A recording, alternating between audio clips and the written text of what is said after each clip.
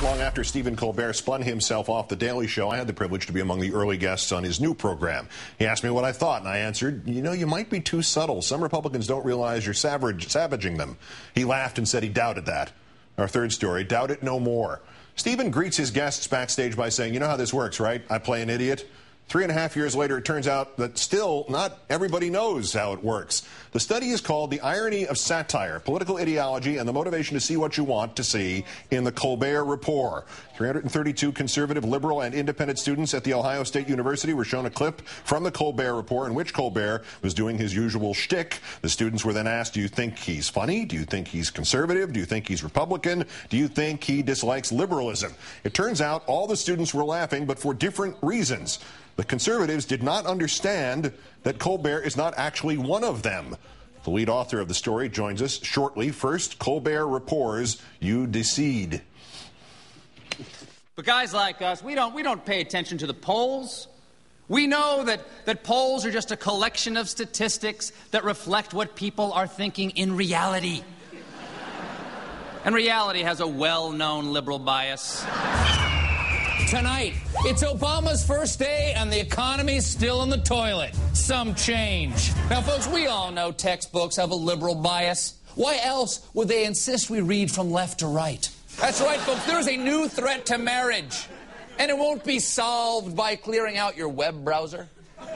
Needless to say, the president caught a lot of heat for this incident. Jim? President Obama and Venezuelan President Hugo Chavez shaking hands. Can you believe it? One incident, okay, what's the other hand doing? Probing question, Bill. Nation, I cannot overstate what a fantastic show Glenn Beck is doing over at Fox News.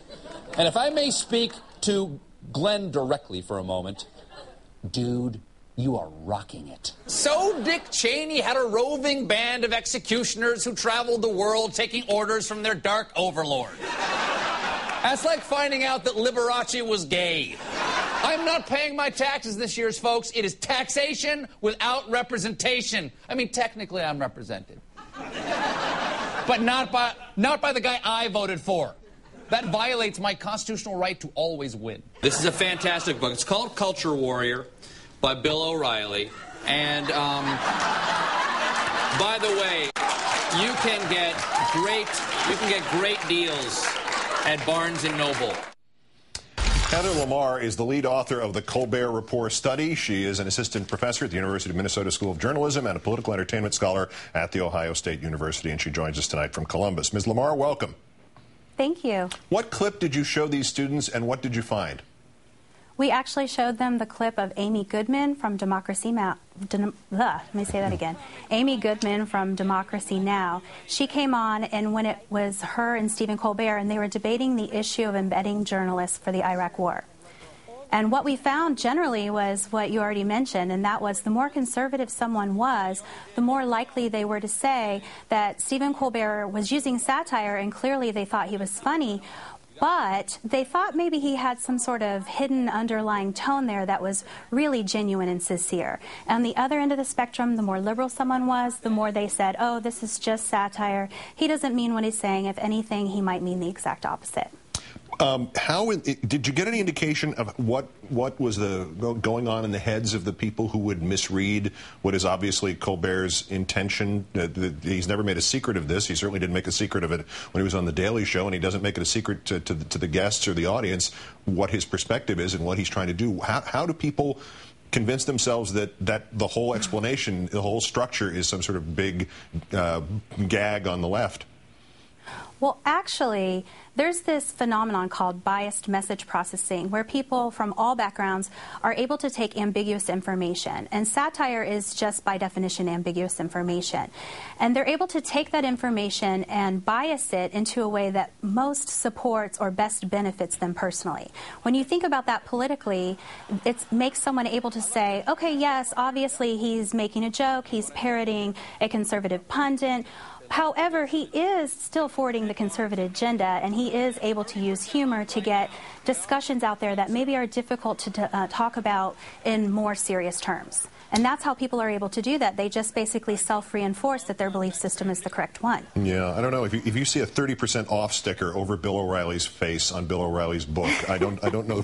People are convincing themselves and doing a very good job of it. But to what degree was this? Did you get a sample of people who'd never seen Colbert before, and did it match up with the people who knew him?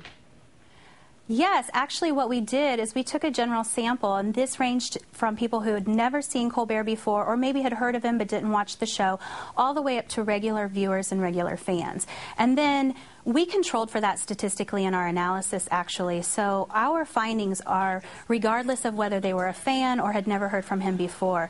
The more conservative one was, the more they were likely to say that they felt that he was probably personally conservative and really meant what he was saying underneath it all.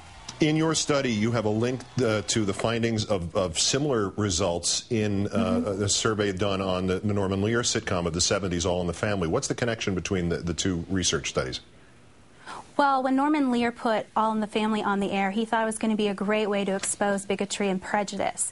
And he assumed and expected, as did many people, that if he created this sort of curmudgeon character, Archie Bunker, people would see how ridiculous that line of thinking was. And a couple of media scholars, Vidmar and Rokeach, tested that assumption.